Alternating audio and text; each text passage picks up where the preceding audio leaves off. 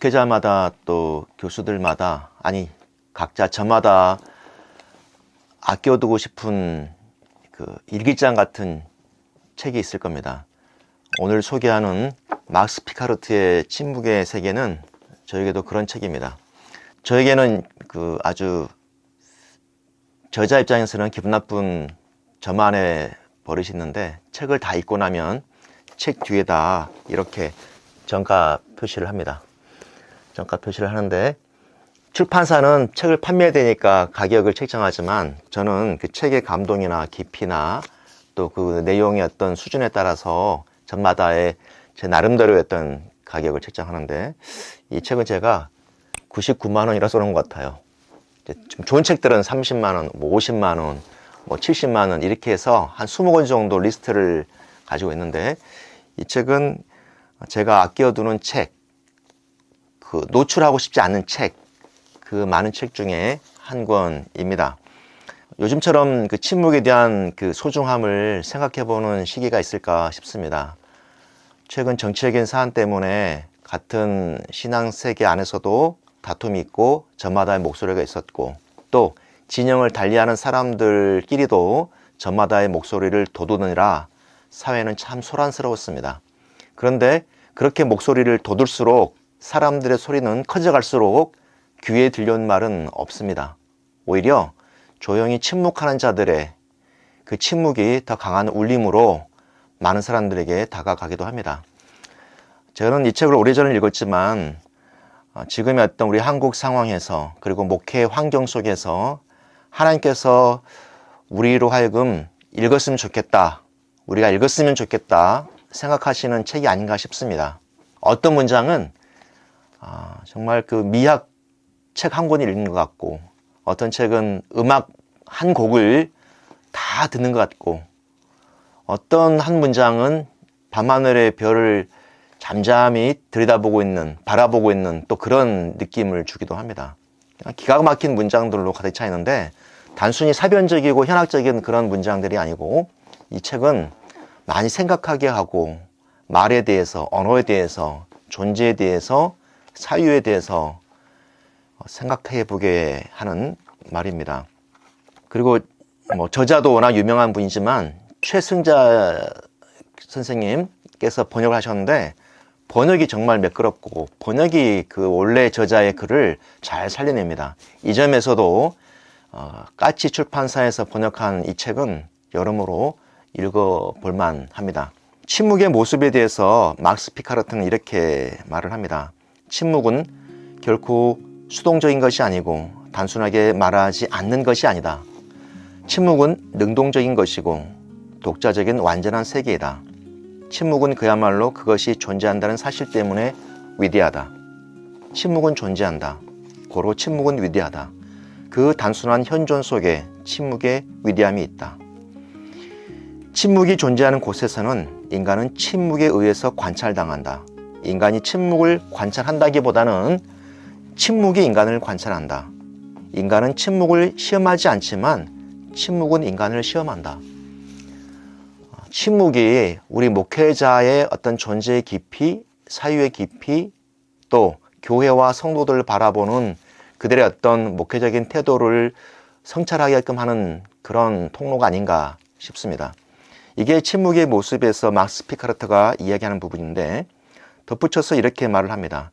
침묵에는 시작도 없고 끝도 없다. 침묵은 모든 것이 아직도 정지해 있는 존재였던 그 태고 때부터 시작된 듯하다.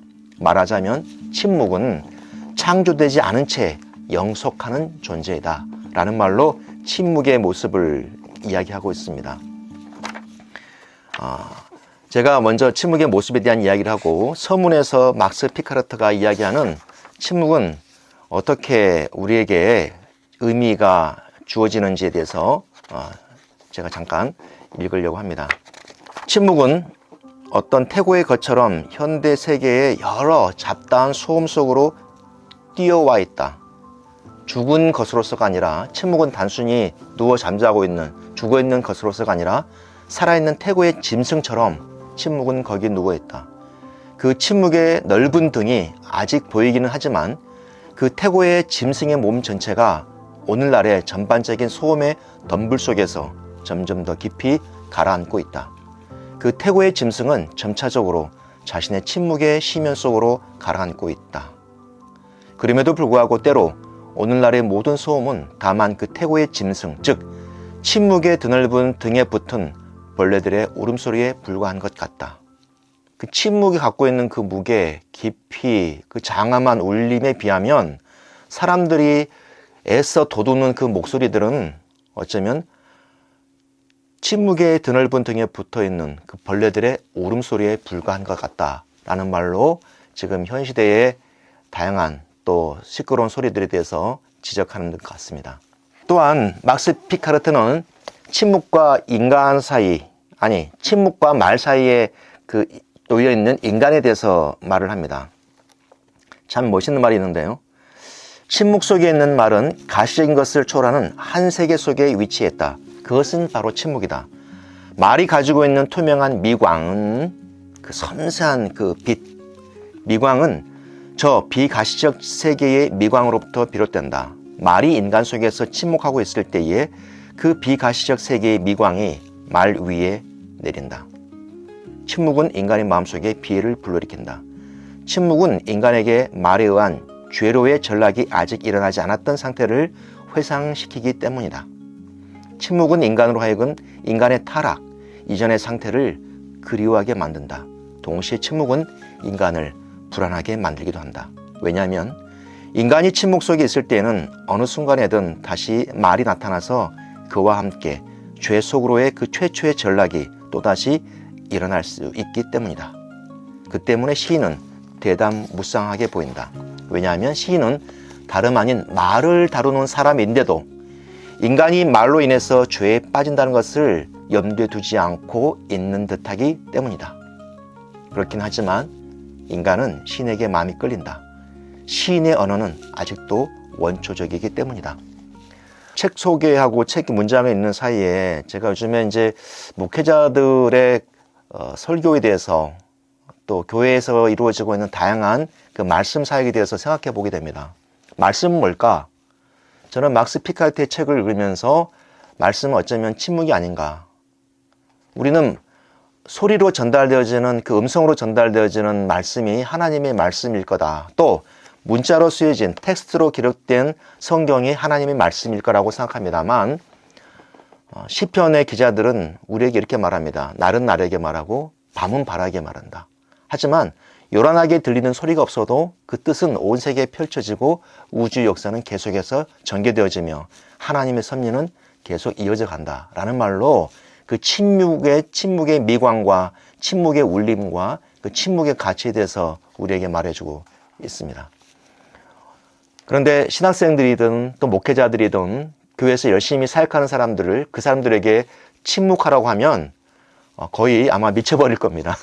우리는 침묵에 대해서 배우지 못했고 침묵을 훈련하지 않았고 침묵하는 것은 비급한 것이고 침묵하는 것은 아무것도 하지 않는 비존재적인 표현이라고 그렇게 학습해 왔기 때문입니다. 하지만 침묵은 하나님의 소리를 들을 수 있는 가장 아름다운 자리이며 순간입니다. 또한 침묵이 곧 하나님의 말씀일 수가 있습니다.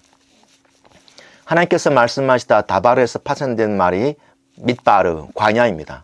하나님은 아무 소리가 들리지 않는 광야에서 당신의 분명한 목소리를 들으려고 하는 자들에게 분명하게 선명하게 들려주십니다. 그러니 침묵은 언어이기도 하지만 침묵은 장소이기도 하고 침묵은 관계의 표현이기도 합니다. 읽는 사람에 따라서 이 책에 밑줄 치는 부분이 분명히 다를 겁니다. 목회자가 설교해도 100명의 성도들이 한 가지 메시지를 알아차리지는 않거든요. 100명은 100명의 메시지를 생산해냅니다. 1000명의 회중은 한 사람의 설교자의 메시지를 1000개의 메시지로 해석해내기도 합니다.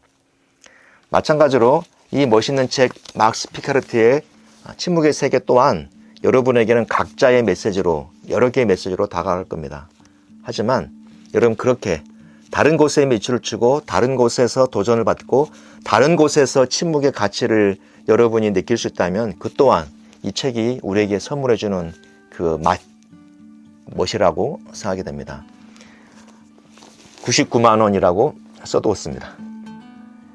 적어도 이 책은, 그리고 이 문장들은, 그 사유의 깊이는 우리로 하여금 이 정도의 대가를 지불하고 내 곁에 두고 내 눈앞에 둘 만한 책이라고 믿기 때문에 저는 이 책을 주저없이 아름다운 5월의 책으로 소개합니다. 그리고 저는 한 가지를 제안합니다.